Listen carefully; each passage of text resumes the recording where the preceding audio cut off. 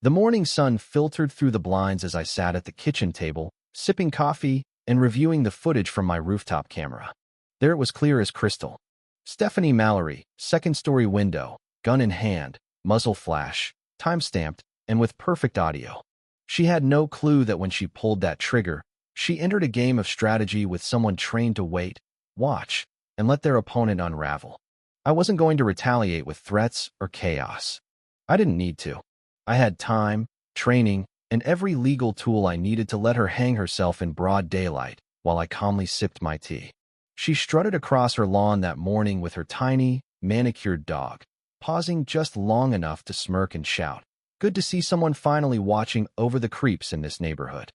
I didn't flinch, and that silenced me refusal to react rattled her far more than a scream ever could. Over the next few days, I turned my home into a data fortress. Cloud backups, motion sensors, encrypted drives. My yard became a trap not for people, but for lies. Stephanie wasn't content with shooting into my property. She escalated. Ridiculous complaints arrived, indecency, suspicious rituals, and one absurd note accusing me of hosting unlicensed body ceremonies. Each notice was printed on fake HOA letterhead and taped to my door like a delusional queen issuing decrees. I saved everyone. Wednesday night, I caught her sneaking into my yard to bury shards of glass in my flower bed. I didn't stop her. I filmed her, then quietly cleaned up and filed it away. Thursday, I showed up to my first HOA meeting.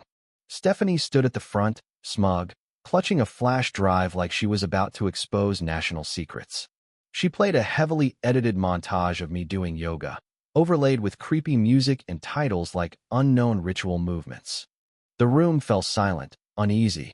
I stood, walked to the front calmly, and introduced myself. "My name's Jason Quinn. I recently moved here on medical leave after 10 years as a SWAT instructor. What you just saw was yoga doctor recommended for stress recovery.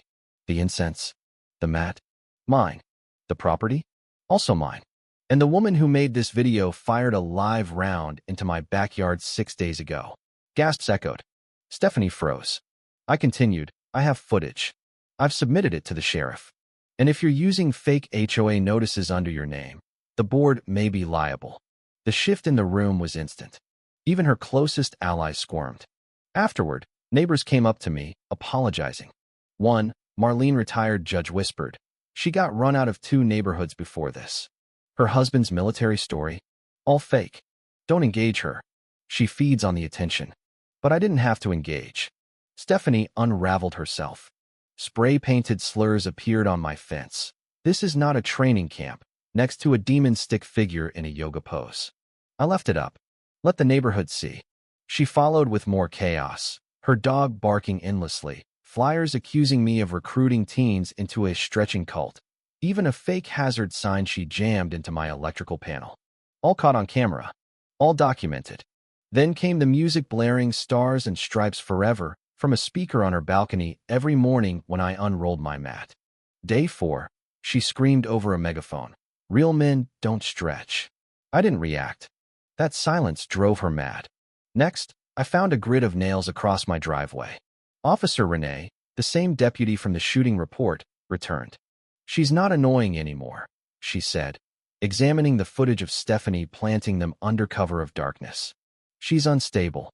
The next morning, a manila envelope arrived, statements from other residents detailing months of harassment. One even said she tried to inspect their yard for signs of infiltration.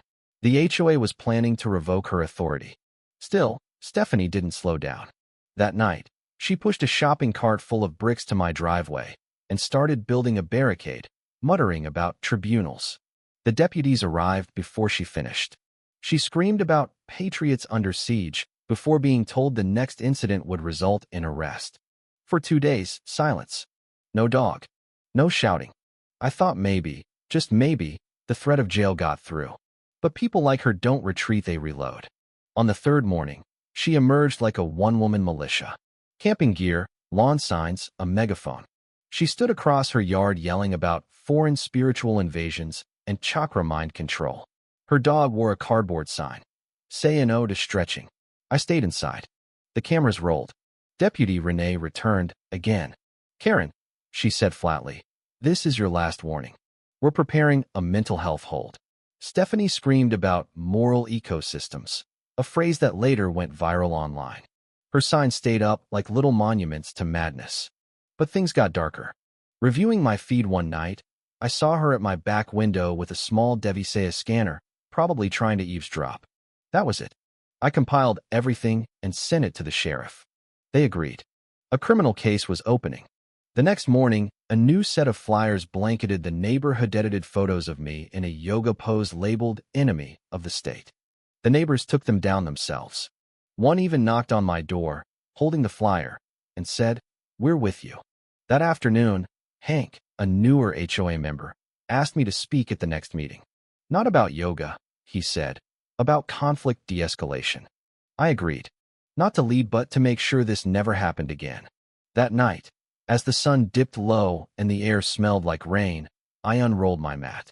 Marlene yelled over the fence, "Look at you, neighborhood menace turned morning coach." I laughed and bowed. Then came the final act. Karen reappeared, wearing camo pants and a hoodie, carrying a long duffel bag. She slipped through the fence and crouched near my deck. The drone I launched picked it up. When she pulled out a scoped rifle reel, not airsoft, I activated the alert system. Within minutes, deputies and a plainclothes SWAT officer surrounded her. She never saw them coming. They pinned her before she could fire. Handcuffed, screaming about yoga terrorism, she locked eyes with me. "You did this," she spat. "You're the dangerous one." I didn't say a word. The next day, she was charged with illegal weapon possession, attempted assault, and harassment. Her house went up for sale. The HOA revoked her privileges. The community, finally, began healing. A few weeks later, a quiet couple with a baby moved into Stephanie's house. On their first day, they introduced themselves, apologized for the mess, and asked for help with their porch lights. I helped them. No drama. No tension. Just neighbors. I resumed my yoga, uninterrupted. Sometimes others joined from their lawns. Peace had returned. Not because I fought back with fire, but because I stayed grounded through the storm. Stephanie didn't just give me a story, she gave a neighborhood the courage to stop enabling lunacy. And me? I stretched beneath the open sky, calm, unshaken, because sometimes the greatest revenge is simply refusing to break.